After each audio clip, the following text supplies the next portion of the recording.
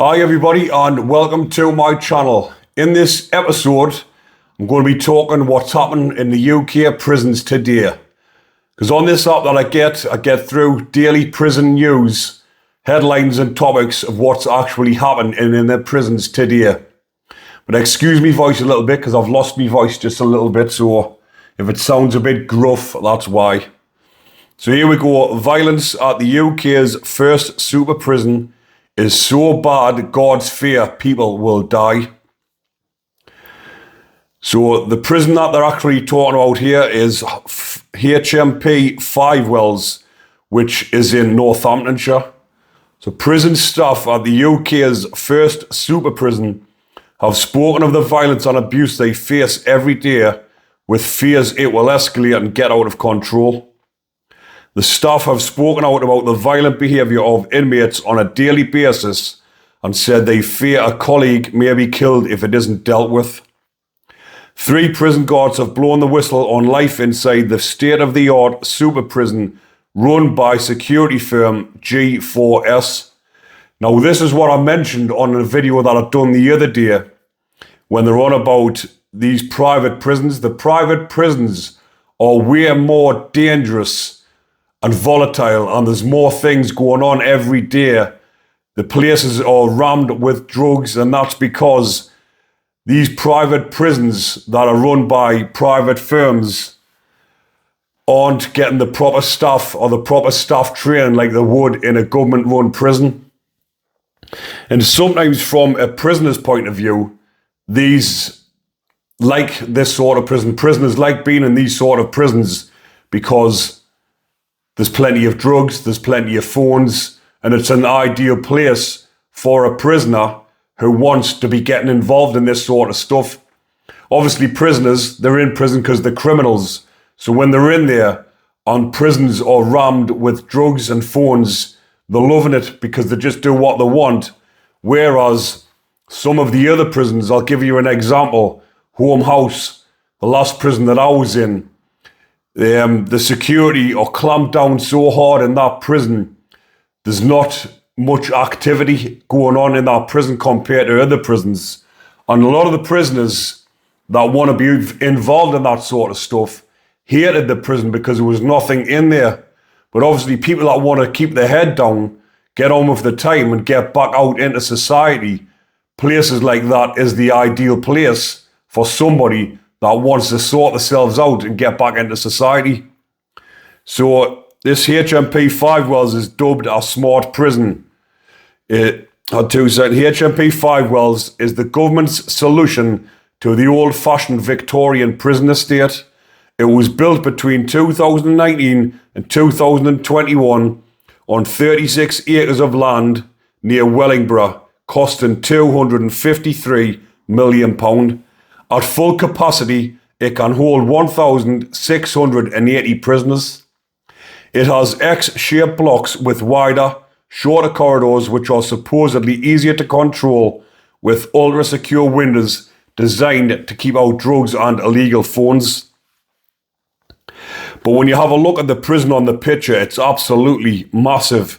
And when it's saying it's a state-of-the-art, I was mentioning this sort of thing a few weeks back on a video about they should do away with the old Victorian prisons and build a lot more prisons like this, but get it run properly by proper staff, government staff, that know how to run the place, then the prisons will work. If they've got massive places like this, they should have proper workshops where they can get prisoners into work, put them through CSCS cards, give them loads of training instead of just locking them in the pads 23 hours a day and letting the place go to ruin, because it's a state-of-the-art prison. It's a brand new jail. And jails like this, if they run properly, they will work and they will rehabilitate prisoners. So one member of staff said, "We're lacking equipment. We're lucky if we get a radio to go on the landings."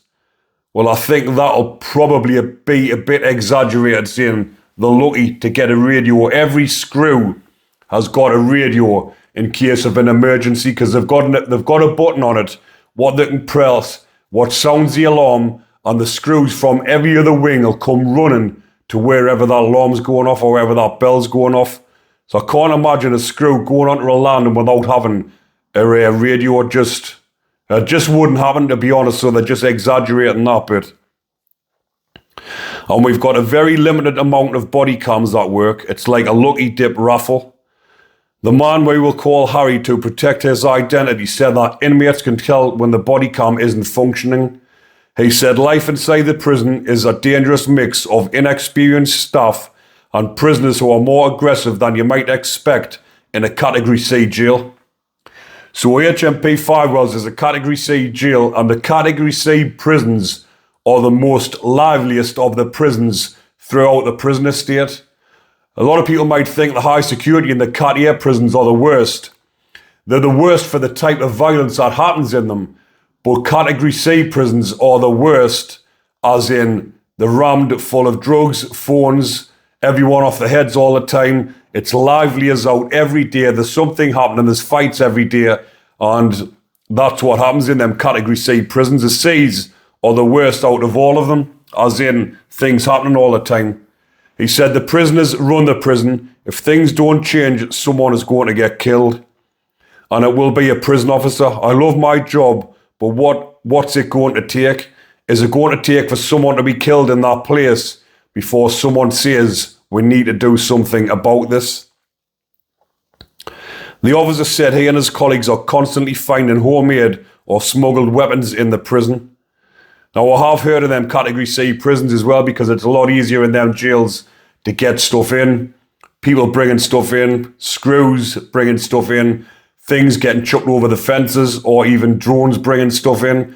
And I've actually heard people walking around with lock knives, and actually big knives that you would find out on the outside, walking around in prison with these type of weapons. So imagine prisoners walking around with not just homemade shanks, I'm talking about big lock knives, walking around what they've had either chopped over or smuggled in, and they're walking around the wings with massive knives inside of a prison. Can you actually believe that?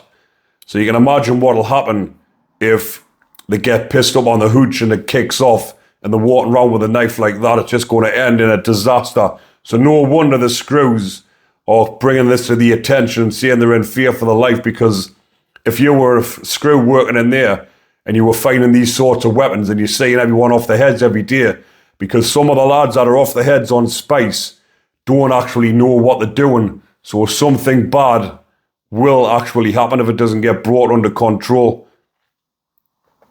Another serving officer said, my fear is something major is going to happen there. Someone's going to get stabbed, or somebody is going to get murdered within that prison, be it a staff member or a prisoner.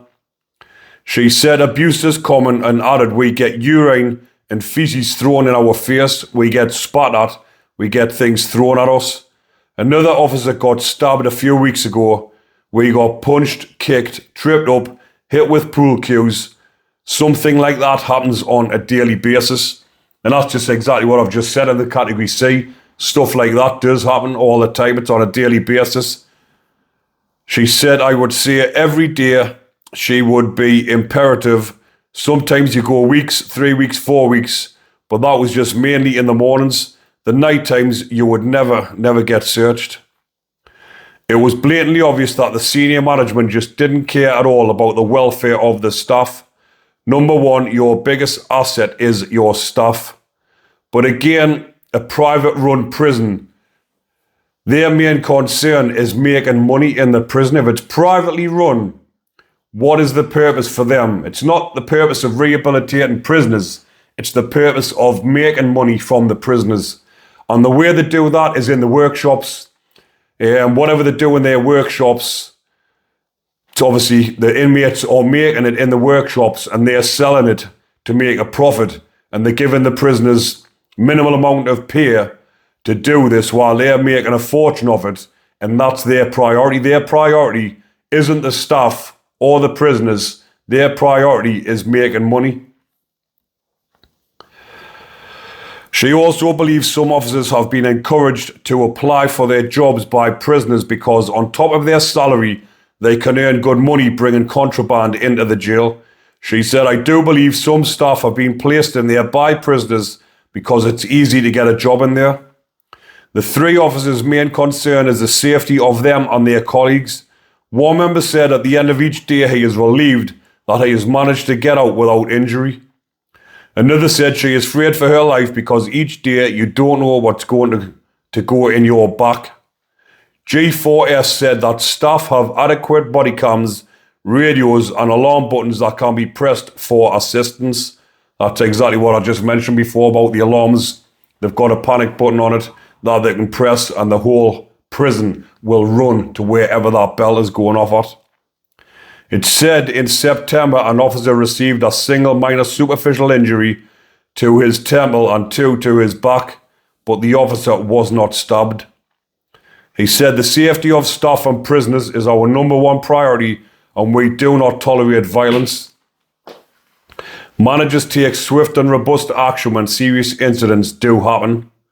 We have sufficient levels of staffing to run a stable, consistent and safe regime. Well, it doesn't sound like they've got the same stories, does it? So that's the senior management saying that, but the statements that have been given by the prison officers who are actually down there dealing with it every day is totally different to what the senior management's saying. The majority of our employees have more than 12 months prison experience, and we have a large group of officers on secondment, from other G4S prisons providing additional support and experience. We are further increasing the number of first-line managers to provide additional guidance. HMP Five Wells staff are proud of the good work that has been carried out since opening to support and develop employees and to help prisoners turn their lives around. We know there is more to be done and continue to take steps to improve the regime every day. So for me, if there was more things, it's a super prison because of the size of it. They've got the space and the capacity to put things in to try and rehabilitate prisoners. If they had things in that the prisoners would love to take part in to try and, like I say, rehabilitate themselves, I think there would be a lot less violence and a lot less drug use if they had something to keep the prisoners entertained and give them something to do worthwhile that's going to change their outlook and come out better people. So moving on to the next one, it's HMP Lewes should no longer be used amid concerns over conditions, says the watchdog. Now this is becoming a regular occurrence, and again HMP Lewes is one of them old Victorian prisons, just like Durham, Leeds, Strangeways, Pentonville, all these ones that are coming into the news lately that are getting inspected are all saying that they're unfit for purpose. So Lewes prison should no longer be used due to concerns over its condition. Inspectors who visited HMP Lewes earlier this year reported squalid conditions at the Victorian jail, with some areas unacceptably dirty. Concerns were raised over rates of violence, staffing levels, care for vulnerable prisoners, rates of self-harm, and the time prisoners were spending locked in their cells. Charlie Taylor, the Chief Inspector of Prisons, has now said the prison cannot provide decent accommodation or activities to reduce the risk of reoffending and should ideally no longer be used. So again, it's happening all the time with these prisons. They're saying they should no longer be used. They're not fit for purpose. It's not doing anything for the rehabilitation. But what are they actually doing to combat this situation? I haven't seen anything yet saying that they're building more super prisons like the one I've just mentioned. But that's what they should be doing. Building massive prisons with plenty of workshops, with jobs for every prisoner to better themselves, rehabilitate themselves and come out better people. Otherwise, it's going to be an ongoing cycle. But is that what they want? Because it's all a money-making scheme. They make money off prisoners. Yes, they're saying it's cost so much a year to keep prisoners. But prison is a money-making scheme, especially these private prisons, because they're making money off the prisoners. So do they really want to rehabilitate them, or do they want them keeping coming back so they can keep making money from them? He told the Argus, Lewes is a prison about which we have raised concerns for some time.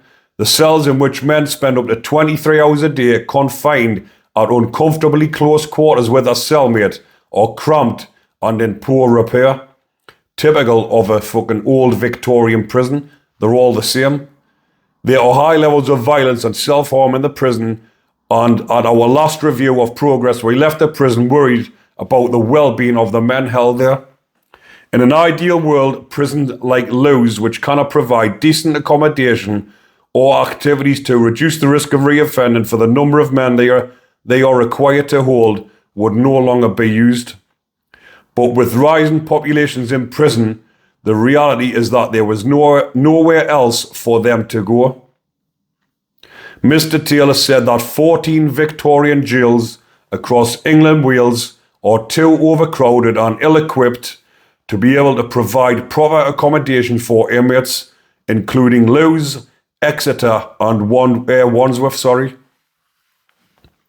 Speaking about the state of the country's Victorian jails, he said they definitely haven't got enough activity places when the population is double the number that the prison was originally built for.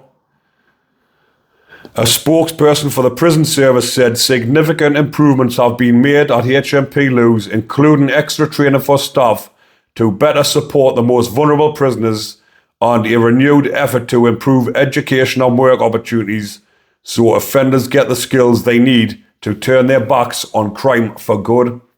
Exactly what I've just been mentioning. So all of these Victorian prisons that are unfit for purpose, they need shut down, but obviously they can't shut them down whilst they haven't built any other prisons. But I'm sure the government will have enough money to build these prisons and give them better accommodation and a better education whilst they're in prison to come out different people.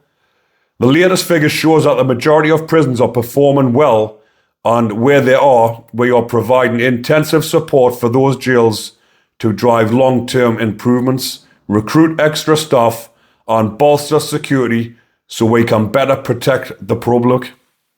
The prison service plans to have another 8,000 prison places across England and Wales by May 2025. So again, that was what I was on about before, saying they need to do something to counteract it and give them a better place to serve the sentence. So it's saying by May 2025, they're going to have an extra 8,000 prison places. So hopefully they'll be building these super prisons and giving extra support and rehabilitation so they no longer have to live in, like it's just been described, squalid conditions. So on to this next one, people, but this one is actually about a Brazilian prisoner. So Brazilian Dexter ripped out his dad's heart in jail and ate it to avenge mum's murder. So he's called Pedrinho Matador, and he was described as an anti-hero for slaying 100 criminals and murderers, including 47 whilst he was in prison. His vigilante killings inspired the series Dexter. A self-confessed vigilante murderer who killed more than 100 criminals turned up at his father's prison cell to carry out a chilling promise he'd made to his mother at her grave. Pedrinho Matador stabbed his dad 22 times before ripping out his heart and taking a bite out of it before throwing it back on top of his body, inspiring the crime series Dexter. The feared serial killer shot to fame after revealing he was an anti-hero only targeting drug dealers, rapists and murderers. The brutal slaying of his own father was no different, but this time Pedrinho was spurred vengeance after his dad murdered and dismembered his mum with a machete. In an interview years later, he said, "I arranged a well thought out plan and I turned up at my father's cell. I had promised revenge on my mother's coffin." He reportedly stabbed father 22 times before ripping out his heart and biting into it. What a crazy, crazy story. But I've heard a lot of stories about these Brazilians and the prisoners that the prisons that they're serving the time in. If we think the prisons are bad over here, them prisons over there in South America are absolutely brutal. He went on to say, I chewed it. I cut the tip of his heart off and chewed it and threw it on top of his body. Pedrino, whose full name is Pedro Rodriguez Filho, had a rough start in life when his skull was left misshapen after his father kicked his pregnant mother during a fight. He was just 14 when he committed his first murder. The victim was his town's vice mayor, who had recently fired Pedrino's father for allegedly stealing food from the school. His second murder was the guard who was the supposed real food thief. He fled to the area of Mogi das Cruzes in Sao Paulo, Brazil, where he killed a drug dealer. When he met a woman and fell in love, the pair lived together until she was killed by gang members. Her death spurred Pedrino's next crime spree, where he massacred 7 people and injured 16 others at a wedding organised by the gang leaders. Pedrino finally arrested in 1973 and put in a police car with 2 other criminals, including a rapist. But when cops opened the car door, they discovered that he had killed the rapist. He was thrown in jail, but his killing spree didn't end there. He slaughtered 47 of his fellow inmates who he felt deserved retribution. In 1996 interview, he said he had no regrets. Among his tattoos were images of daggers and the motto, I kill for pleasure. In 2018, after serving 34 years behind bars, Pedrino created a YouTube channel where he regaled fans with tales of his sordid criminal past, warning young people against taking up a life of crime, mayhem and murder. He was also active on TikTok, where he boasted 314,000 followers and used his online presence to speak out against acts of crime. On social media, he went by the nickname Pedrino X Matador, X Killer Petey, and claimed to have found Jesus. March last year, Pedrino died aged 68 after being knifed and shot while sitting on a chair outside a family member's home in Brazil. The case was classified as aggravated murder by the civil police, but no arrests were made. But you would think, because of all the murders that Pedrino had actually committed, he would never be released from prison.